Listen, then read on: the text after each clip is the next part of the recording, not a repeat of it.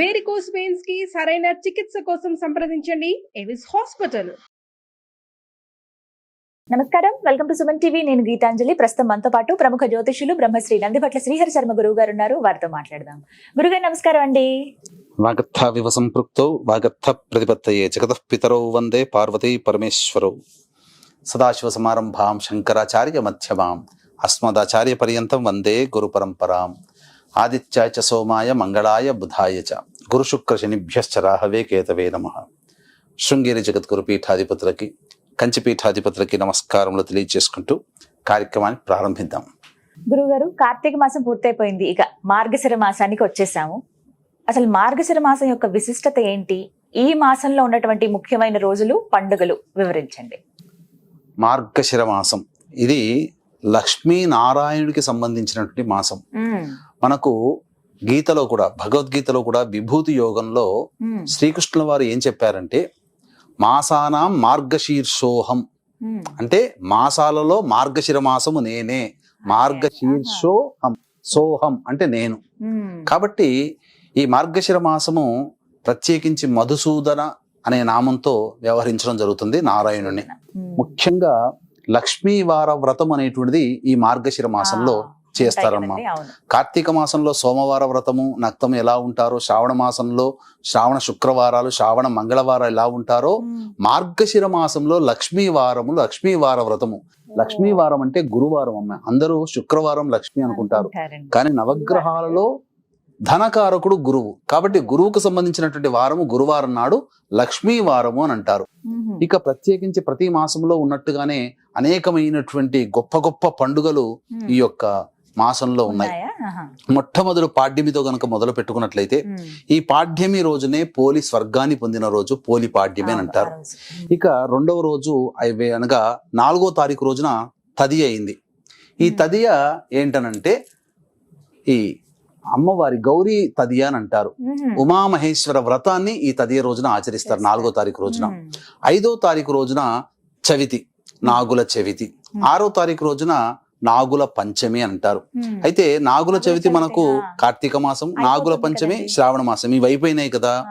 ఎవరైతే ఈ నాగుల చవితి, నాగుల పంచమిని చేయని వాళ్ళు ఉంటారో, ఈ మార్గశిర మాసంలో నాగుల చవితి, నాగుల పంచమిని విశేషంగా ఆరాధన చేయొచ్చు. ముఖ్యంగా శ్రీకాళహస్తి క్షేత్రంలో ఈశ్వరునికి అభిషేకాలు, కాలసర్పదోష నివారణ పూజలు గనక జరిపించుకుంటే, ఈ నాగుల చవితి లేదా నాగుల పంచమి రోజున చేయించుకుంటే చాలా మటుకు దోషాలు తొలగిపోతాయి.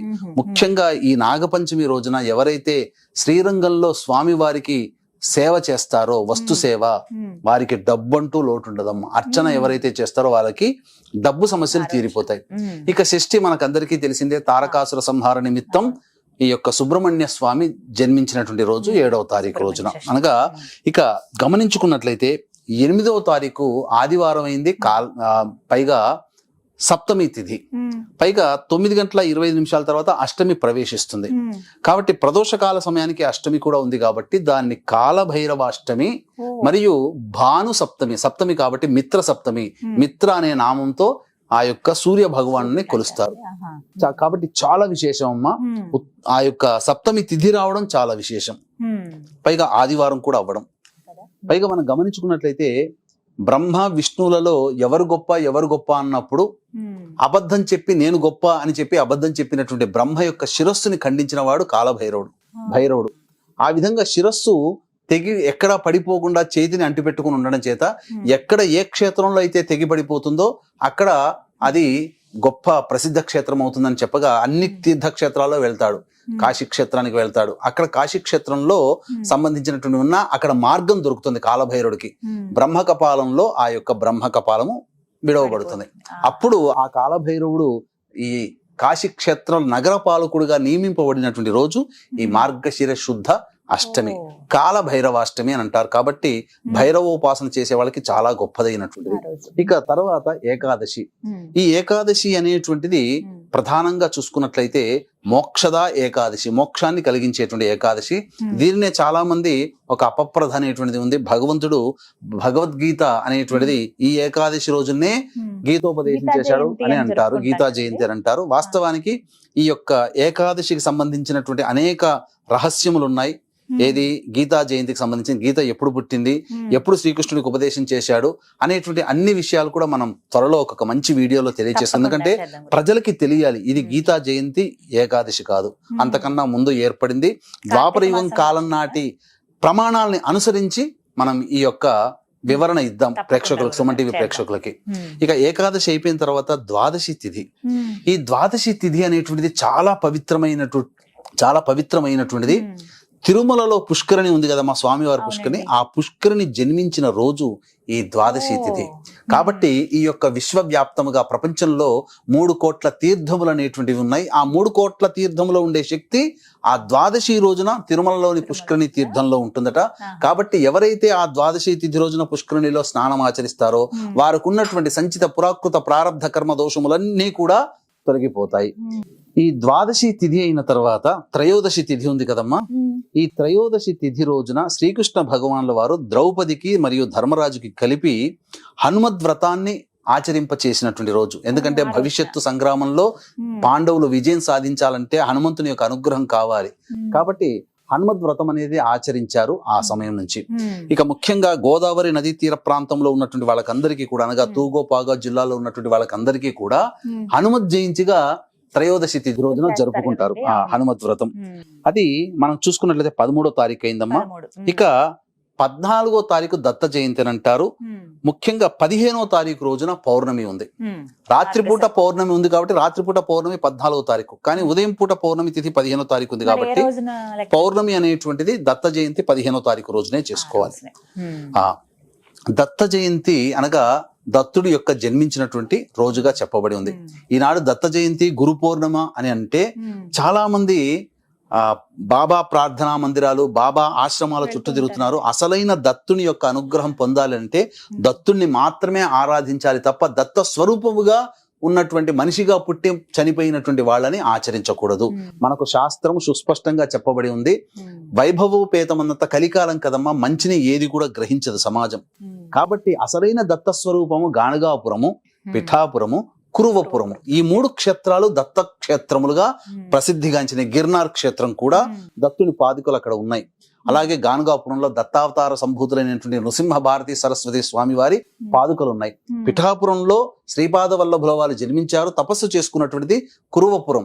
ఈ క్షేత్రములు మాత్రమే దత్త క్షేత్రాలు తప్ప దత్తావతారంగా భావింపబడి బాబా ప్రార్థనా మందిరాల చుట్టూ తిరిగి బాబాల చుట్టూ తిరిగేటువంటి వాళ్ళకి దత్తుని అనుగ్రహం లభించదు. ఇది దత్తుని మాట. కాబట్టి ఇక గమనించాల్సినటువంటిది ఈ యొక్క దత్త జయంతి కోర్ల పూర్ణమి అని అంటారు.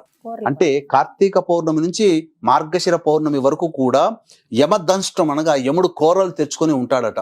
కాబట్టి ఆ యొక్క యముని యొక్క ప్రీతి కోసమే, శాంతింప చేయడం కోసమే కోర్ల పూర్ణమి రోజున యమునికి మళ్ళీ చక్కగా పూజాది కార్యక్రమాలు చేస్తారు.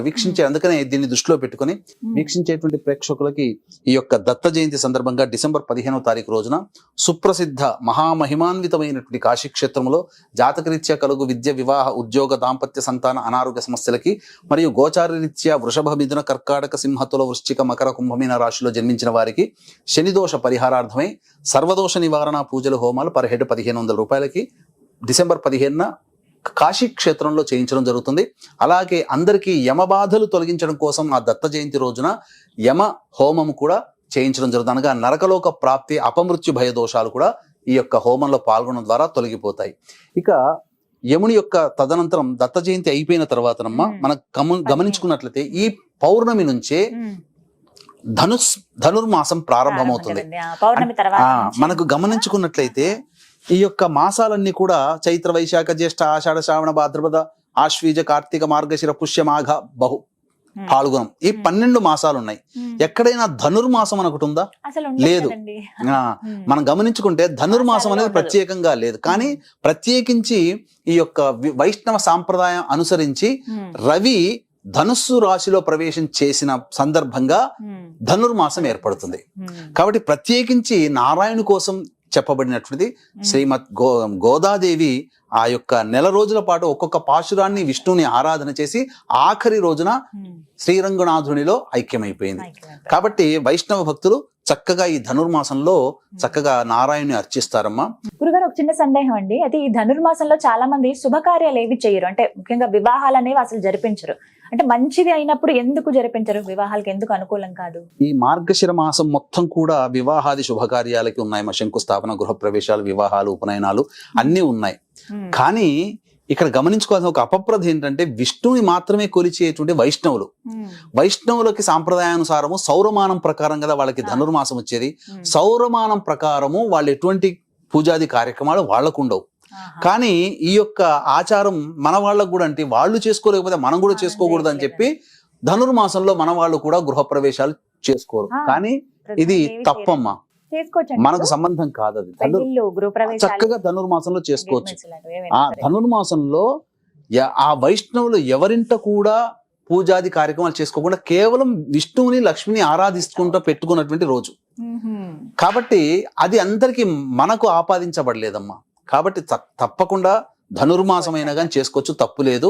మనకు ఆ సాంప్రదాయం కాదు. కాకపోతే విష్ణుని, లక్ష్మిని ఆరాధన చేసే సాంప్రదాయం చేసుకోవచ్చు. ఇక ఈ ధనుర్మాసం పౌర్ణమి నుంచే ప్రారంభమవుతుంది. ఇక తదనంతరం చూసుకుంటే 18వ తారీఖు రోజున సంకష్టహర చతుర్థి ఉంది.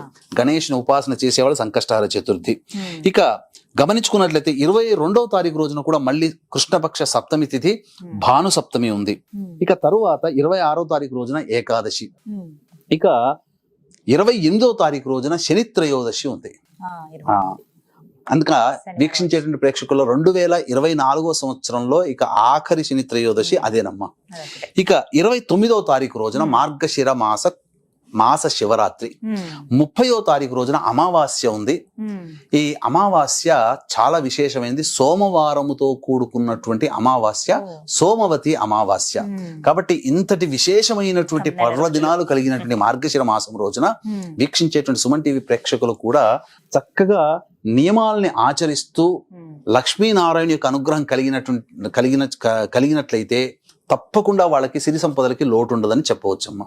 ఎటువంటి నియమాలు పాటించాలి గురుగారు? మరి నియమాల గురించి వస్తే ఈ మార్గశిర మాసంలో ఖచ్చితంగా ఇవి ఆచరించవలసిందే అంటూ ఉన్నాయా, ఆచరించకూడనివి అంటూ ఉన్నాయా? ముఖ్యంగా ఆదివారము సూర్య సమానము కాబట్టి నారాయణుడికి సంబంధించింది కాబట్టి ఆదివారం రోజున, గురువారం లక్ష్మీ వాసరముగా చెప్పబడింది కాబట్టి గురువారం రోజున మద్యపానము, మాంసాహారము, అలాగే స్త్రీ సంభోగము, నూనె రాసుకోవడము కుదరదు. ఉల్లిపాయలు, వెల్లుల్లిలు వర్జించాలి. ఇక ఖచ్చితంగా అవి. ఇక ఈ గురువారం రోజున ప్రత్యేకించి కొన్ని నియమాలు ఉన్నాయి. ఈ లక్ష్మీ వారం రోజున, మార్గశిర లక్ష్మీ వారం రోజున ఎటువంటి నియమాలు పాటించాలి, ముఖ్యంగా ఇల్లాలు ఏ విధంగా చేయాలి, విధి విధానాలు అనేటువంటి విషయాల గురించి మనం మరొక వీడియోలో చర్చించుకుందాం. ముఖ్యంగా వీలైతే గనక ఈ మార్గశిర మాసం అంతా కూడా మాంసాహారం నిషిద్ధం చేయవచ్చు, అలాగే మద్యపానం, లేకపోతే కనీసం ఆదివారం, గురువారమైనా. ఇక నెల రోజుల పాటు ప్రదోషకాల సమయంలో సింహద్వారానికి ఇరువైపులా దీపారాధన, లేకపోతే కనీసం గురువారం, శుక్రవారం రోజునైనా కానీ చేయాలమ్మా. ఈ నియమాల్ని పాటించుకుంటుంటే చాలా మటుకు మంచిగా ఉంటుంది. అలాగే ఈ మార్గశిర మాసము లక్ష్మి అంటే ఎవరమ్మా? స్త్రీనే కదా. అంటే స్త్రీ స్వరూపం. తల్లిని బాధించకూడదు, భార్యని బాధించకూడదు, కడుపులో పుట్టిన పిల్లల్ని బాధించకూడదు, కోడల్ని బాధించకూడదు. అలాగే పనిచేస్తున్న సంస్థలో కానీ, చుట్టుపక్కల ఎవరినైనా కానీ, సమాజంలో కానీ ఏ స్త్రీని కూడా కంట నీరు పెట్టించకూడదు. ఆ విధంగా ఉన్నటువంటి వ్యక్తికి, ఆ విధంగా ఏ స్త్రీని అయితే బాధ పెడతాడో, ఏ పురుషుడైనా లేదా ఏ స్త్రీ అయినా సాటి స్త్రీని బాధ పెడుతుందో ఆ ఇద్దరికి కూడా లక్ష్మీ అనుగ్రహం లభించదు. లక్ష్మి అంటే కేవలం డబ్బే కాదమ్మా, ఐశ్వర్యంతో పాటు ఆరోగ్యము, సంతోషము అన్నీ కూడా ఉంటాయి. కాబట్టి ప్రధానంగా మనిషికి కావాల్సిన సంతోషం. మనిషి సంతోషంగా ఉండాలంటే ఏ స్త్రీని కూడా బాధించకూడదు. కన్న బిడ్డనైనా, కట్టుకున్న భార్యనైనా, కన్న తల్లినైనా బాధించకూడదు. అలా చక్కగా వివరించారండి. మార్గశిర మాసం అంతా అసలు ఎలా ఉండాలి, ఏమిటి, ముఖ్యమైన రోజులు ఏమిటి అనేవి చక్కగా చెప్పారు. నమస్కారం గురువు. సర్వం శ్రీ ఉమామహేశ్వర పరబ్రహ్మార్పణమస్తు.